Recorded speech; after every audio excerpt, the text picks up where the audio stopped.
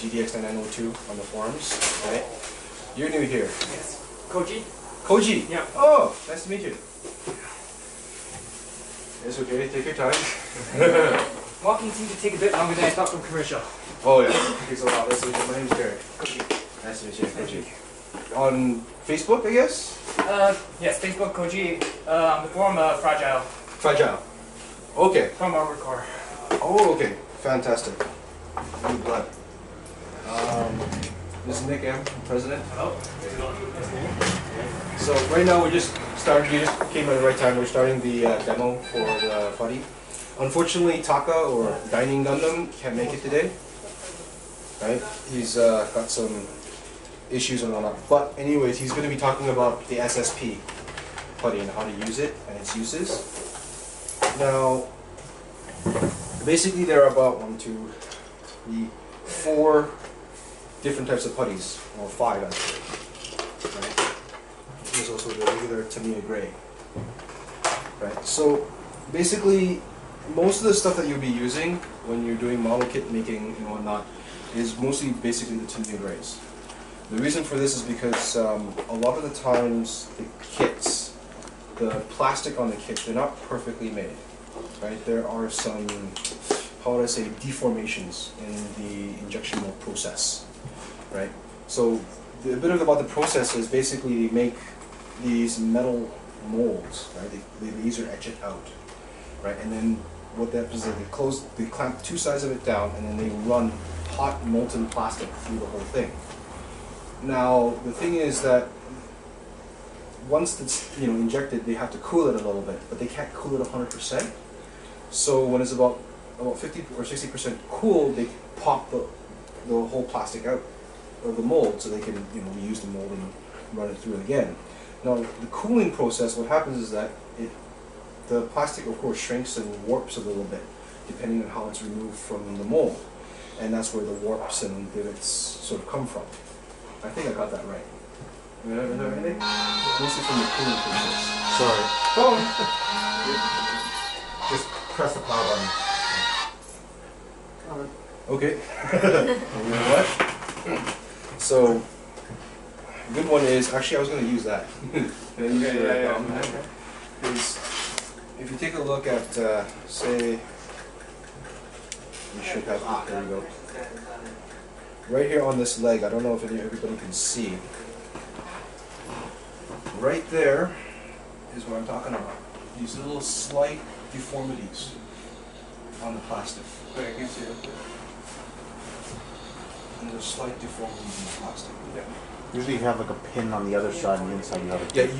usually it's from that. Well, right? thick Because, parts is usually worse. Thick parts where it's uneven thickness, they cool at different rates.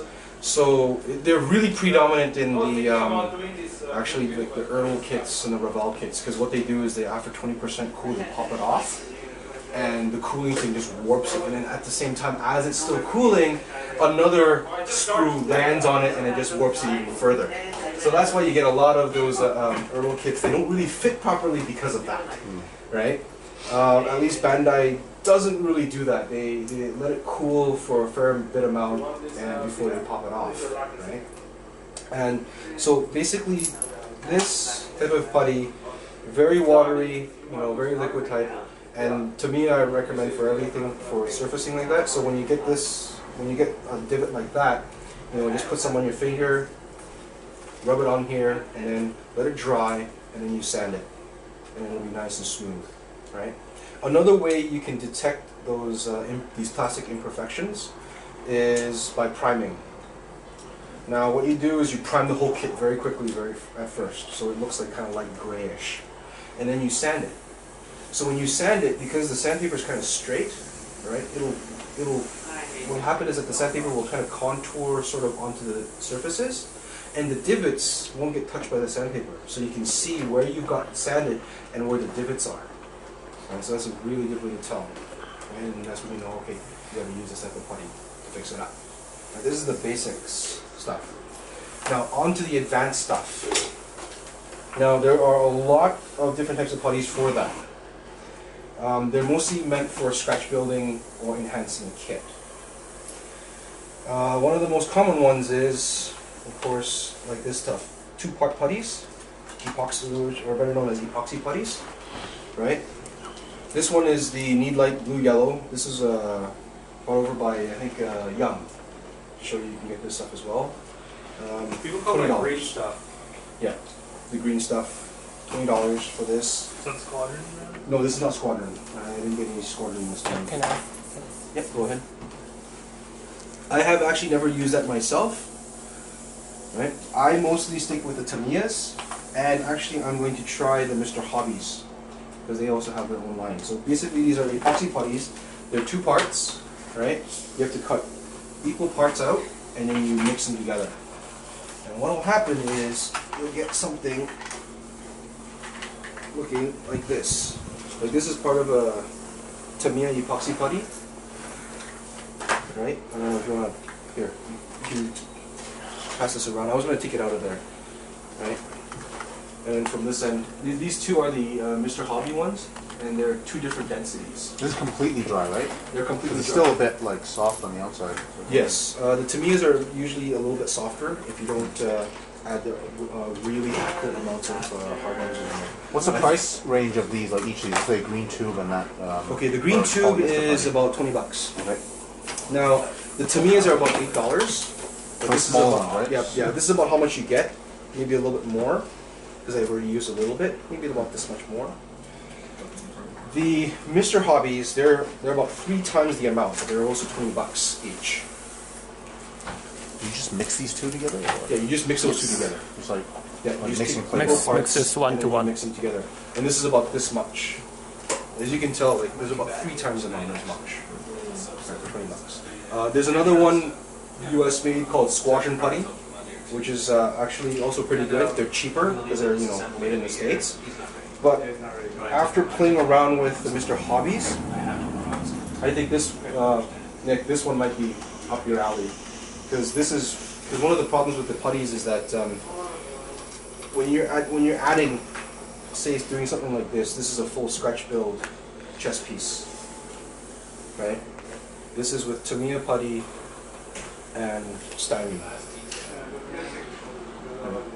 And one of the problems with that is that it can easily peel off the plastic. It doesn't really bond well in the plastic. I was gonna ask which one sticks the best. I'm thinking this one. This is super sticky when I played around with it. Well, the thing is, Because that's thick. well, it doesn't matter how sticky it is when it's going on. When it dries, Yeah. all putties can break off of a really smooth, flat surface. Well, you gotta sand it. So, well, I mean, sanding it, you can sand it with a really thick, with a really heavy sandpaper, but even then, like, Yeah. if it's going to come off, it's going to come off. Yeah. So the best thing to do is to take a design knife and scratch the surface to give it some real vivid, like parts that are going to be covered anyways, just so the putty can get some tooth in it. And then the other thing you can do is you can drill small holes.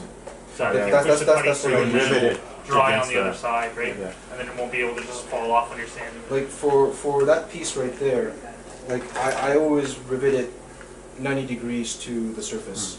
So when I actually apply the putty, it grips on the other side, so that it has less chance of breaking off. Yeah, I'm And trying that's to, something that, like, all putties, all epoxy putties, that's something that you should think about. Yeah. So yeah, when you're applying this to the surface to get certain things done for certain shapes and whatnot, right? You just kind of gob it on before you shape it and whatnot, right? But one of the drawbacks of epoxy putty is they're freaking tough to sand. They will gum up your, even when dry. even when dry, they will gum up. They will really gum up your files, your sandpaper, like basically kiss a couple sandpapers goodbye, like sheets of sandpapers goodbye when you're sanding with this stuff. Actually, does anybody have, like, for example, see that? Just doing it twice right there on this high density fills pretty much all my teeth on my file. Right. How did you clean your file? Huh? How did you clean your file? Clean a file. You need you need those metal brushes or the what was it? Steel wool? Pardon me? Like steel wool? Yeah, steel wool. Still was. Yeah, steel wool just to grate all the stuff off, right? Putty I'm used to, it gets very chalky once it's dry. Um, It's very brittle and it chalky. also depends on Yeah, you see, this one's a lighter density one. This one sands off pretty easy, right? But for my experience, the Tamiyas, actually, where is it? Where's that smaller piece? Maybe under the... The orange box. Oh, okay. These Tamiyas, they don't sand or sand as well. It gets really stuck in there. They're really sticky. The other one is polyester putty. Now they come in a tube, and it basically comes in two parts: the hardener and the actual putty itself. And what you do is basically, the most common ones that you can buy here in North America is the Tamiya epoxy putty, and those things turn out very hard like this. Now what these are usually for are filling things inside a kit. Like this is a scratch-built shield, right? That I used actually Modi putty. This is actually a lot better. This thing sands like a dream. That's probably what... It's really good, very well done. Carving a little bit harder, but not as. But the Tamiyas are not as easily sandable, right? I'll pass this around. You guys can give it a try. Just yeah, this way. Like a couple shots of each other. Yeah, sure. Go ahead. Go ahead. Just maybe with the putty. It smells like the automotive body filler for the body shop. It is polyester putty. Yeah, It's polyester the putty. same as Bondo. Yeah. It's a slightly different formula, Yeah. but it's the same kind of Same- putty. Yeah. Okay. Bondo is much cheaper though. Bondo's about $6-10 a tube. Yeah. Mori is, 800 yen plus in Japan. And then you No, have to ship it 1400 here. for that one's 1400. That's a bigger tube Yeah. though. Yeah. So it's more expensive, but it's a little different properties. Yeah. So it's finer, grain, easy to It's, it's a lot easier to file and sand. But Much lots of easier guys, than lots of to- guys in North America use Bondo because it's the same thing, but a lot easier to get. Yeah, Just a little harder work. exactly. So you can try it out. And then, You would chocolate. yeah. So the polyester putty is not exactly really good for bonding to a plastic. Like this stuff, you can just rip it right off of styrene plastic, no matter how much you sand it or whatever, or rough up the edge, it will break off. So what's it good for then? It's good for basically sealing and reinforcing, as an example. I use it to seal and reinforce the lines. Okay. Right? So you put it on top of putty, or you... I put it on top of the plastic where the joints are. Okay. Kind of like this. This is a mix of Tamiya and But it'll Mori crack Mori. then, wouldn't it? Hmm? It'll crack really easily, wouldn't it? It's mostly for reinforcing, not for bonding it together.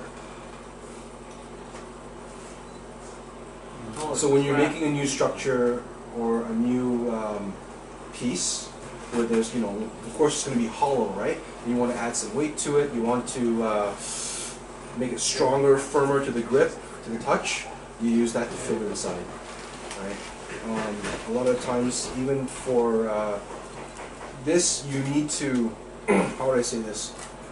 There's two ways to use this because this is actually fairly liquid. Once you mix the hardener in, it's very, very viscous compared to this stuff, right? So what happens, actually, you know what? Adam, do you have scissors? Yeah. Yeah, can you get me some scissors, please? Because may as well just do a couple here. So which putties were which brands? Okay, this is the lightweight one. This is this one. And this is for this one. This is the high density one.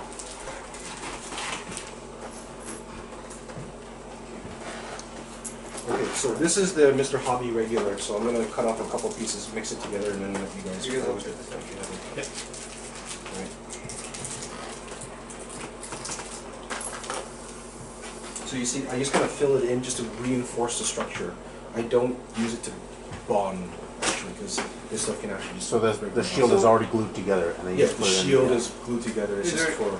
So, like, one thing that I'm sort of worried about sometimes when I'm using putty is, like, is it going to shrink or is it going to expand or anything? when Some it's set? putties shrink. For example, Tamiya putties, like this regular one, Yeah, the standard they one. shrink. The standard ones, they Yeah. shrink.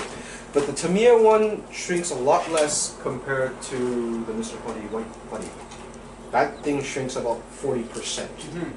It's actually a nightmare, and I don't recommend using that. All of the like really soft putties, like Squadron, Tamiya, those putties shrink way more than epoxy and polyester putties. Yeah. But it also has a lot to do on time of year and humidity. So you just have to keep your eye on it. Yeah, but I just mean like, okay, let's say like I filled a big piece of it.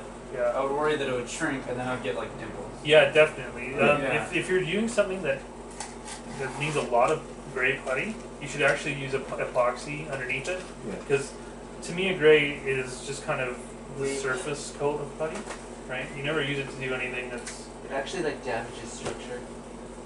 well, it's got thinner in it. Yeah. Yeah. But like, if you're filling in like a big gap on a kit, you should really use epoxy and then just gray on top.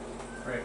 Because it will. The more you use it, does shrink like that. You do get huge divots, and even if it doesn't happen right away, actually over a couple of months, it could shrink more. Oh, okay. So I noticed any of those toothpaste tube type really soft one like Tamiya grade or Squadron. If there's anything really soft and you can thin with lacquer thinner, it shrinks. yeah, It's one drip lacquer thinner, it's like liquefied. And then Just want to keep mixing, or Just keep on mixing and play with it, and just pass it along. Yeah. Okay, So so- the regular putties I don't recommend for filling epoxy or polyester, Okay. right, depending on the size and whatnot. Right. Now the other alternative is this SSP stuff. Big This stuff. is actually this is actually quite popular with the modelers in Japan. Quite popular, very popular with modelers in Japan for filling things. The reason why is because this stuff you can control the amount a lot better. Because where they usually use polyester to fill certain areas in their kits, if it's small, they'll use this. And this stuff, I haven't had a chance to really play around with it much. But this stuff is really hard. Very difficult to grind down. This stuff. So, yeah, I'll show you. Pass these pieces around. I made some yesterday. That's the SSP. This is SSP? Yeah, basically that's talc Oh, powder. wow. That's talc powder.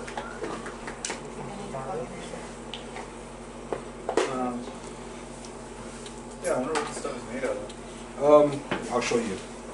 Actually. Right. So this stuff they use to again fill in small crevices, cracks, or kind of sort of help bond two things together temporarily before they, add epoxy on top of it or whatnot to let it cling better. So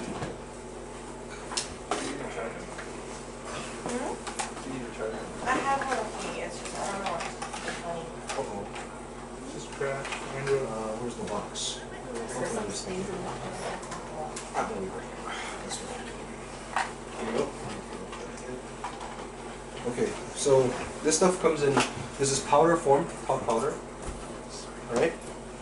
And it comes in, comes with the hardener type of solution, right?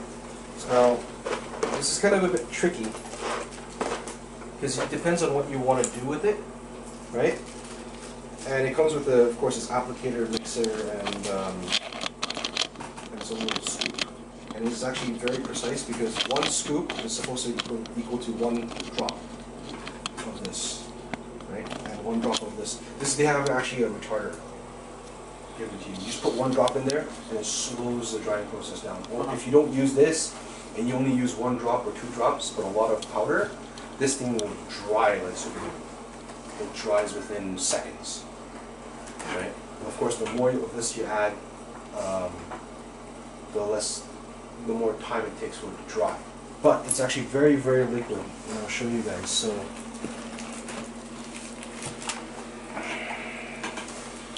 alright, so what you do is you take this, right, and then you just shave it off. That's 1 scoop exactly. Put it on your mixing Cool, like doing draw. things. Yeah, I know, no kidding. You're gonna have to edit that in the video. So, Razor blade.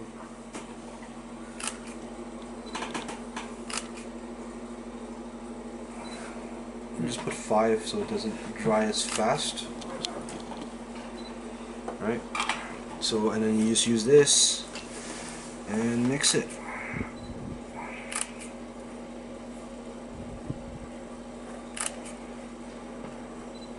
It smells like super glue. Yep, that's pretty much what it is. Oh, so you can't get any on your Stinky fingers. eyes like super Yeah. glue does too. Yeah, you don't want to get this on your fingers, whatever, right? Hmm.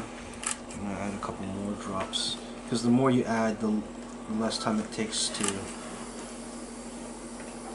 the longer it takes for it to dry up. So, for the purposes of this demonstration, I do not wish for it to dry that fast, or else this thing. I played around with this yesterday. Taka knows a lot more about this stuff. This is the stuff that he uses on his kits. It's really hard. I'm not too sure how well this stuff actually bonds to the kits, right? But this stuff can, as you can see, it can get to become a very thick consistency. Let me just play around with it.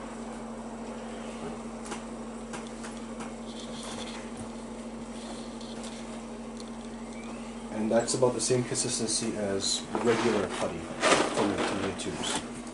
Right? But it has, different, of course, different properties. To me, they're very, very brittle. Right? This thing is rock hard. And it won't shrink, right? From my my God. understanding, it doesn't shrink as much. It's burning. Yes, it is. It heats up. It's like yes, like it you'll is. burn your hand if you put your hand right underneath it. Yeah. Like It is like what exothermic. happens when you put like baking Oh, it's hard. Yeah, it's rock hard right now, right? That's amazing. Yeah, so it's rock hard. From my understanding, Wouldn't it that doesn't warp the shrink too plastic much. or no? Not at all. A little bit because of the heat. Yes. Yeah. Right. But it's already rock hard. So to slow that down, what you do is you add 1 drop of retarder. How long is that extended? It extends it by about 6 hours for my test yesterday. Just 1 drop and 1 drop and it's like 6 hours. Right, because yesterday I tested it out and it was like, holy crap, right? You can try it out yourself. Looks a lot like baking soda and super glue. Yeah. Pretty much. So what if you run out of the solution? Just Oh, which do like- they have There's separate two ones? bags, Oh, okay. right? So the rule of thumb is you add more of this solution so it doesn't dry as fast. Pretty warm. There's red solution that comes with it, so it doesn't dry as fast. But once you start applying it and then a reaction gets going, within seconds, you just saw it just got hard. Really, really tough. How much does it cost per box? This one is actually quite expensive. It's 1,700 yen. Whoa! $20. 20 bucks. Yeah, 20 bucks. So you were looking at, if anybody carries it here, 30 bucks or something like that. So serious modelers only, and or Did you not know, try. ticket to Japan and buy it and a bunch and bring it back. Right? Who is the chemistry major and takes back to the lab and see what's